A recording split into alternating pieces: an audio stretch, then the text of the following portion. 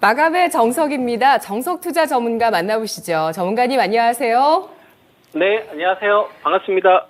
네, 오늘 2시 구간에는 사실 좀 약간 출렁임이 있었습니다. 오늘 뭐 장중 코스피만 보합해서 왔다 갔다 했나 싶지만 코스닥도 약간 좀 변동이 있었던 게 2시 구간에 약간 힘이 빠지면서 이때 이제 121선과 201선 장기평선 회복이 좀 오늘 어렵나 이런 생각이 들었는데 결국에는 장중 고점 부근에서 장 후반까지 힘을 내면서 코스닥이 끝마치면서 오늘 장기평선 121선, 201선 모두 돌파했습니다.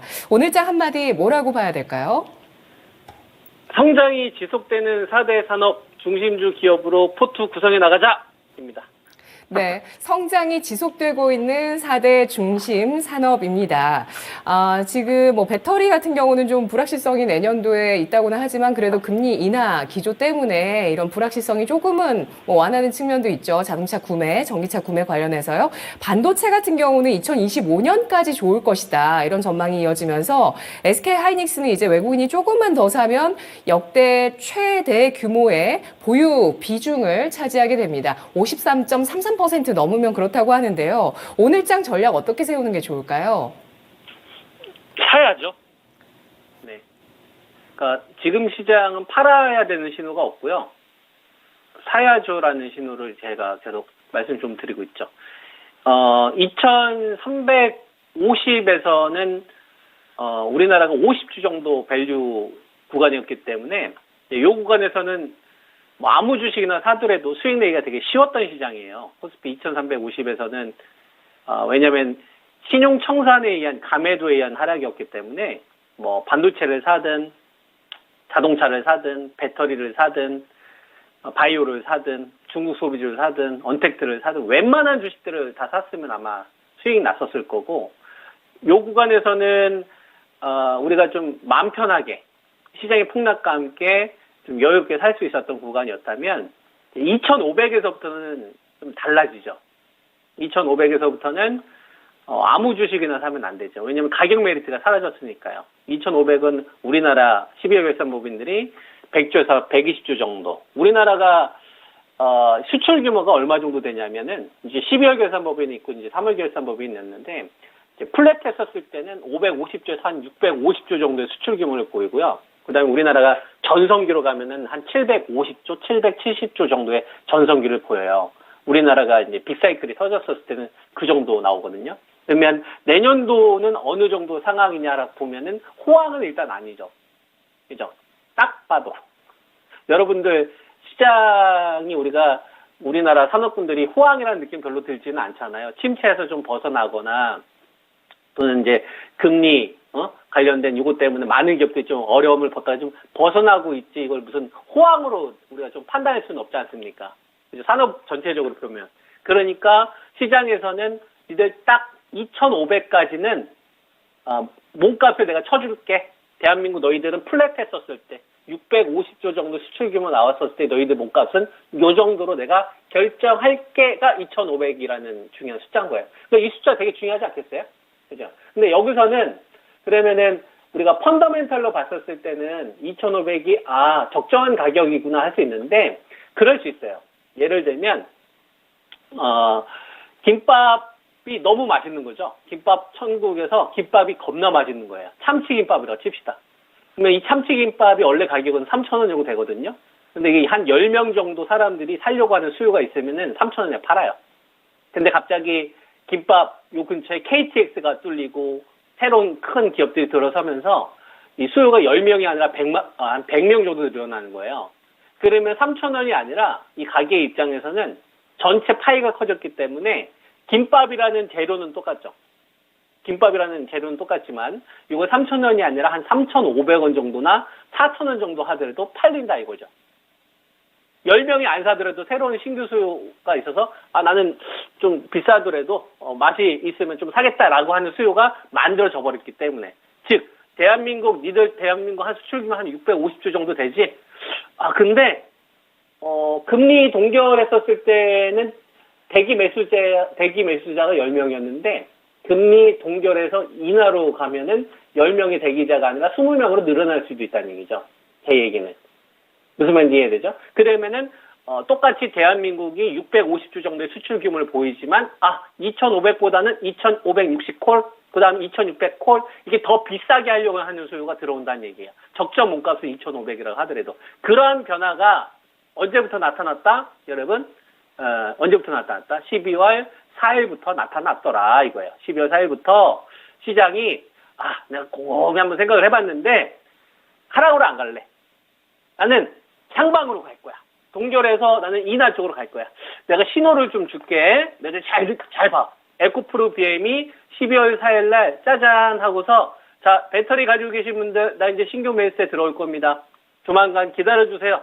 파월 연준 의장의 금리 인하 논의가 만약에 확정이 됐다. 그러면 중심주들에 대한 저점 상승은 조금 더 높아질 것이고 산업 간 이격을 축소한 흐름을 만들어 줄게요 라는 게 포인트였는데 다행히 배터리, 에코프로 비행과 그 다음에 포스코 퓨처엠이 먼저 일단 저희 양극재 업체들부터 저점을 좀 높이는 쪽으로 합의를 봤어요.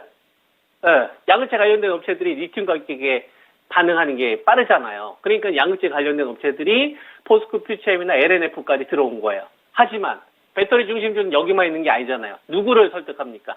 양극재 관련된 업체들이 일어서는 흐름들이 나오니까 누구를 설득해요? 포스코홀딩스를 설득을 하는 거예요. 양극재, 저는 당신의 광물 필요로 하지 않습니까? 그죠? 저희 양극재 관련된 업체들이 저점 좀 높이려고 하는 시도를 좀 하니까 금리 동결해서 금리 인하 쪽으로 지금 미국 정책 기조가 바뀌었잖아요. 포스코홀딩스 어때요? 47만 원 우리 한번 회복해 볼까요? 거기서 2만 원 더 쏩시다. 49만 원. 우리 49만 원 안착하면 약속해요. 우리 배터리 관련된 주식들이 이격 축소하는 거지 하방 보는 거 아니에요. 저랑 약속해요. 목표치 높이는 걸로. 그래? 그러니까 배터리 광물 관련된 게 포스코 홀딩스만 있는 게 아니죠. 포스코 홀딩스는 제가 47만 원, 49만 원 꼬리 기준으로 제시를 해줬었고 그때는 심리가 되게 안 좋았었을 때였어요. 근데 사주니까 지금 꼬리가 나오잖아요. 근데 광물은 포스코 홀딩스만 있는 게 아니라 에코프로도 가지고 있잖아요. 그러니까 에코프로도 늦깎이로 회복을 해주는 겁니다. 중요 가격을. 얼마? 62만 원대에서 그다음에 68만 원. 이건 꼬리가 발생이 된다라고 말씀을 좀 드렸잖아요. 그리고 여기서 이제 회복을 해주는 시도가 나온 거예요. 그래서 지금 오늘 73만 3천 원이니까 이제 78만 원대냐 80만 원대 초반. 그럼 중심주들이 지금 저쪽 계속 높여주는 신호들이 나오잖아요. 이제 누구 남았습니까? LG 에너지 솔루션이 4천 원 남은 거예요. 4천 원. 4천 원을 더하면 43만 원이잖아요. 그러면 중심주들이 어떤 흐름들을 보입니까, 여러분? 이격을 벌리려고 하는 신호가 나온 게 아니라 이격을 좁히거나 저점을 높이려고 하는 신호가 나오잖아요. 그죠? 이런 거는 배터리 중심주들이 저점 높이는 신호가 나쁜 신호가 아닌 거죠. 그러니까 배터리 쪽에 대해서도 목표치를 낮출 필요가 없다고 보고 있는 거고 저는 가져가야 된다고 보는 거고요. 그리고 배터리는 후발이에요. 후발이기 때문에 시장의 중심이 잘 버텨주고 있는지를 봐야 돼요. 그래서 오늘 하이닉스를 보니까 14만 원을 돌파를 해주면서 오늘 살짝 신호 흐름이 나왔는데 하지만 누가 일어섭니까? 삼성전자. 하이닉스 일단 자네 먼저 전고점을 돌파를 하게 이거예요. HBM 모멘텀은 자네가 나보다 더 강하지 않나. 엔비디아만 있는 게 아니라 AMD도 있고 그다음에 인텔 AI PC 그럼 모바일뿐만 아니라 PC까지 내년도 수요가 늘어나는 거잖아요. 여기에 삼성전자 같은 경우가 반도체 장비나 소재 관련돼서 증설하겠대요. 투자 금액을 늘리겠대요. 그러니까 삼성전자 관련된 주식이 움직이니까 그러면은 장비도 이제 늘리는 겁니까? 그 원익 IPS는 이런 애들이 안 물리는 거예요. 이제 잘 밀리지가 않은 거예요. 테스트 같은 업체도 마찬가지. 여태까지 소재가 움직였지 않습니까? 그러면 여태까지 반도체 1집단과 2집단에서 장비, 소재, 그 다음에 HB에 관련된 주식들이 키높이로 가는 거구나. 그럼 이게 여러분 반도체가 죽이는 겁니까? 밀리면 나 좀 사줘. 그러면 너희들한테 수익을 줄게. 이 신호를 주는 거고, 그리고 현대차하고 기아 같은 경우도 계속 전고점을 높이는 시도들이 나오고 있기 때문에 여기 흐름도 좋은 거예요. 그럼 남아있는 게 누구냐? 바이오인 거죠. 바이오를 봤더니 셀트리온, 자네 17만 3천 원 방어해줄 건가? 방어해줄게요. 이전에는 16만 5천 원이었다고. 이 16만 5천 원 레미시마 SC가 임상했었을 가격인 거고, 그 다음에 17만 3천 원은 셀트리온이, 작년도 2022년도 11월 말부터 레미시마 SC를 다시 가동해서 좀 작년도 12달 가운데 11개월을 생산을 못했고요. 1개월 정도 생산했거든요.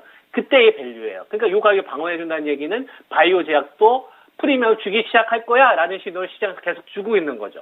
그러니까 지금 시장은 2,500을 넘어가면서부터 금리 동결해서 인하로 갈 거니까 성장이 지속되는 4대 중심주 잘 한번 공략해 보게. 그럼 내가 자네들한테 수익을 주겠네. 근데 분할 매수만 잘하면 되는 거고 적정 밸류가 높아지는 기업들은 중요 키워드를 가지고 있으니 이 중요 키워드를 가지고 있는 기업을 가지고서 잘 공략해 보게 라는 게 현재 시장이 우리에게 주는 신호다 이거야. 그러면 순응해야죠.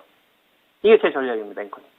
네, 알겠습니다. 자, 지금 시장 금리 인하 기대감으로 인해서 시장에 신규 수요가 붙어 나가고 있는 시장입니다. 분석 잘 들었습니다. 네, 좋은 하루 되세요. 네, 고맙습니다.